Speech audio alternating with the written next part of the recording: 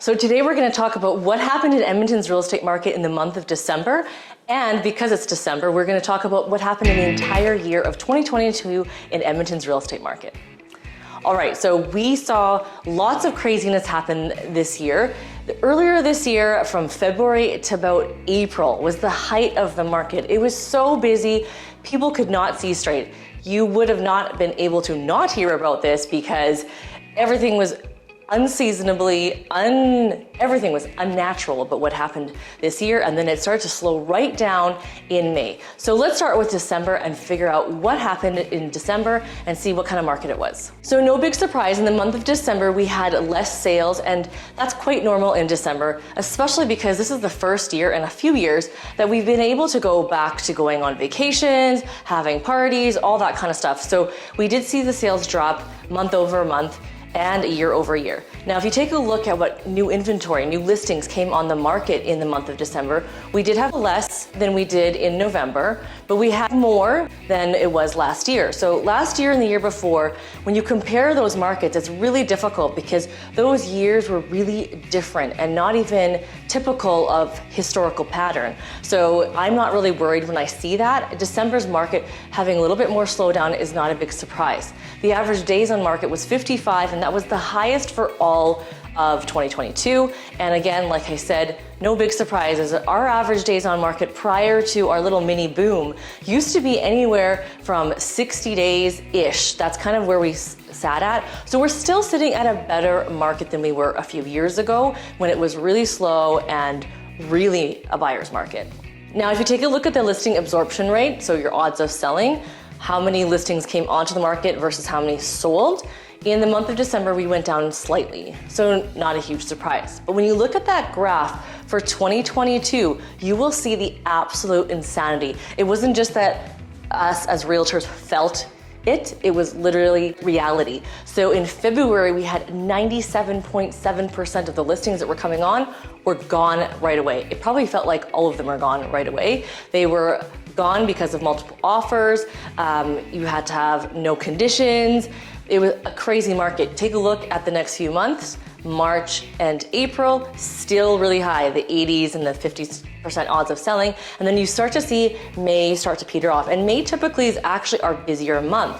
But because of what had happened earlier, I mean, the market can only do so much, especially in Edmonton. Now, the interest rate changes started to happen in around that time as well, too. And people are wondering, did that affect it? Well, of course it did. But don't forget, the buyer fatigue was a real thing. People were writing 1, 2, 3, 4 offers and not getting accepted. They were getting discouraged, and they just kind of figured, I'm not going to compete in this. There were some people that didn't even bother and want to compete in that kind of market. So with all that craziness, you would think the average price would still, be high. Now, it is higher than it was last year at $460,000. However, I remember at the height of the market, our average price for single family homes was just over $500,000. So because we're able to see the average prices now for all of 2022, we can take a look at the trend. Now, overall, we went up about 3% for the whole year. I just talked about the average single price of $460 for just the month of December. But let's take a look at all of 2022. At the end of 2022, the average price for a single family home was just over $486,000. It's slightly up from 2021 at $469. But if you take a look at 2021, it was over 7% increase from the year before. So definitely, yes, the peak happened in 2022 in terms of busyness, but it slowed itself right down to the point where it's now at $486. At the peak of the market, I saw house prices being at the $505 for average price of single family homes. Now, if you take a look at market distribution in terms of how much sales were in which price points, of course, 4 to 500,000 is the most popular price point, with 3 to 4 just slightly behind it. Now, if you take a look at this graph, you'll see for all of 2022, we had just over 9,500 sales, and over $1 million, we had over 200 sales out of the 9,500, which still shows a very strong market. Now, when you look at the average price, the most popular was 300 to 600. Now, 5 to 599 was a little bit lower. So what does that mean? mean? If you are in a move up market, if you are wanting to sell your house in those price points and move into the higher market, this is actually the ideal position for you because you have most of the demand to where you need to sell, which means you want that, you want high demand. And you also have less demand where you're wanting to buy, so you're not in as much competition or in as much rush.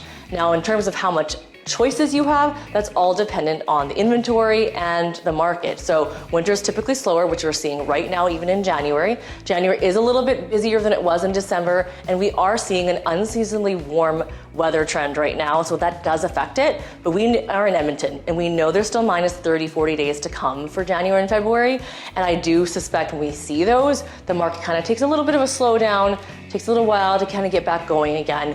But I do suspect in 2023, we are going to see a more balanced market. We're going to see things get busier in February and March, just like we normally do. I suspect the market will kind of go back to normal. And I do see that we're going to still be healthy. What are going to happen with the interest rates? I don't know. I'm not the bank. They suspect the interest rates are going to stay around the same. They're not going to go up as much. We had quite the hike in the last year of 2022 in terms of how much the interest rate went up.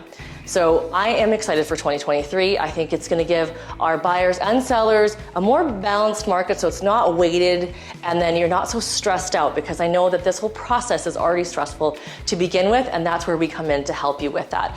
Next month, we're going to talk about what happened in January. Comment down below what you think you're planning to do for 2023.